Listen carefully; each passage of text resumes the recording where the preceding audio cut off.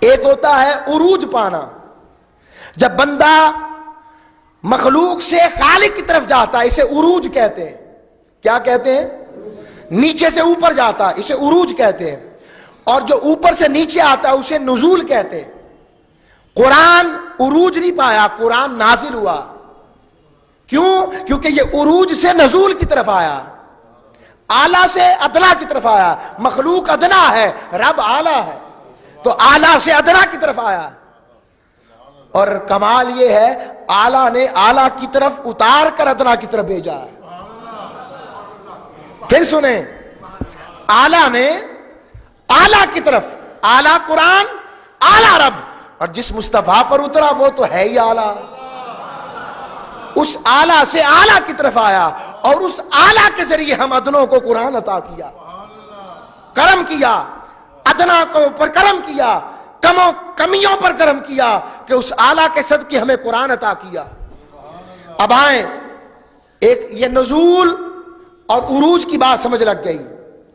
اب کچھ لوگ کہتے ہیں، اس بات پر صوفیاء نے کلام کیا، وہ کہتا ہے اس بات کو سمجھنے کے لیے کہ نبوت کے وہ دو حصے کرتا ہے، ایک ہوتا ہے نبی کی ولایت اور ایک ہوتی ہے نبی کی نبوت۔ وہ کہتا ہے کہ نبی کی ولایت نبی کی نبوت سے افضل ہے، کیونکہ ولایت مولا سے ملاتی ہے اور نبوت مخلوق سے ملاتی ہے۔ توجہ خیال رکھیے گا، یہ جملے وہ کہہ رہا ہوں جو عمومی طور پر لوگ بیان نہیں کرتے، مگر کیا کروں، مجبوری ہے، بتائیں گے نہیں تو سمجھ کیسے لگے گی؟ یہی تو علمی بات ہے۔ ولایت، نبوت کی دو قسمیں صوفیاء نے کی، اس پر اشتراک آ کر مکمل کروں گا وقت کا تعین دیکھتے ہوئے۔ نبوت کی دو قسمیں بنی، ایک نبوت ولایت ہے اور ایک وصف نبوت ہے، اور کہتے ہیں کہ ولایت نبوت نبی کی نبوت سے افضل ہوتی ہے، کیونکہ ولایت مولا سے ملاتی ہے اور نبوت مخلوق سے ملاتی ہے۔ اس لیے ولایت کا معنی اللہ کی طرف توجہ کرنا ہوتا ہے، اور نبوت کا معنی مخلوق کی طرف توجہ کرنا ہوتا ہے، کیونکہ نبی ہوتا ہے تو لوگوں کو ہدایت کی طرف بلاتا ہے نا، اور جب لوگوں کو ہدایت کی طرف بلاتا ہے تو اس کی توجہ مخلوق کی طرف ہوتی ہے، تبھی تو بلاتا ہے لوگوں کو۔ اگر مخلوق کی طرف توجہ نہ ہو تو وہ لوگوں کو نہ بلائے۔ اب سمجھ لگ رہی ہے؟ آگے اسی بات کو سمجھتے ہوئے کمال کر دیا حضرت مجدد افسانی رحمت اللہ علیہ نے۔ آپ فرماتے ہیں نہیں، نبوت ہر لحاظ سے ولایت سے افضل ہوتی ہے۔ وہ کہتے ہیں ولایت ایک درجہ ہے اور نبوت بھی ایک درجہ ہے۔ ولایت کوشش سے مل سکتی ہے، نبوت کوشش سے نہیں ملتی، یہ رب کی عطا سے ملتی ہے۔ اور پھر کہتے ہیں سنو، نبوت اور ولایت میں فرق کیسا ہے؟ نبی اور ولی میں فرق یہ ہوتا ہے، نبی نبوت اور ولایت میں فرق یہ ہوتا ہے، نبی رب کی ذات میں گم ہوتا ہے، ولی رب کی صفات میں گم ہوتا ہے۔ جو رب کی ذات میں گم ہوتا ہے وہ نبی ہونے کی وجہ سے سب سے اعلیٰ ہوتا ہے، اور ولایت ادنا ہوتی ہے کیونکہ وہ رب کی صفات میں گم ہوتی ہے۔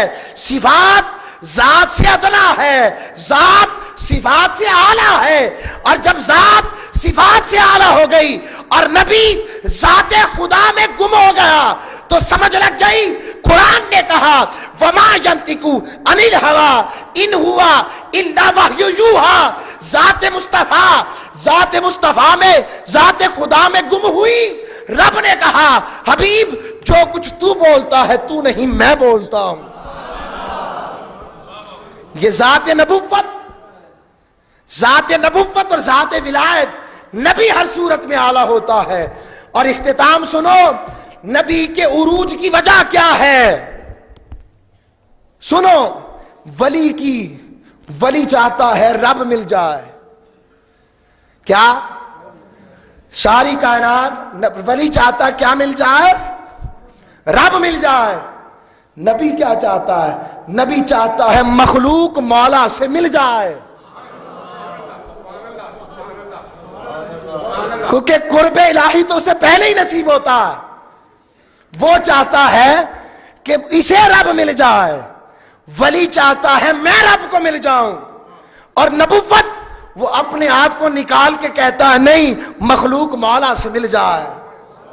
اور یہاں پر کلام کیا، معراج کی رات اولیاء نے کہا، ساری کائنات یہی چاہتی ہے نا رب مل جائے، بولو۔ اولیاء نے کہا اگر ہمیں معراج میں موقع ملتا نا تو ہم واپس نہ آتے، ہم تو رب کے جلووں میں گم ہو جاتے، اور کہتے مولا پاس بلا کر دور بھیجے گا۔ یہ ولایت تھی، نزول سے عروج پانا۔ اور نبوت کیا ہے؟ ایک گھڑیاں رات کو رب اپنا جلوہ دکھا رہا ہے، اور صبح میرے مصطفیٰ مکے کی اس بڑھیا کی گٹھری اٹھا کر چل پڑے ہیں۔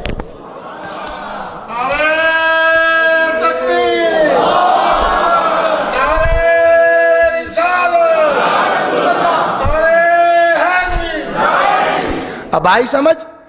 ولی مخلوق سے خالق کی طرف جاتا ہے، اور نبی خالق سے مخلوق کی طرف آتا ہے۔ اسے ہر وقت اپنی مخلوق اور امت کی فکر ہوتی ہے۔ یہ محبت اور یہ نبوت کا کمال ہے۔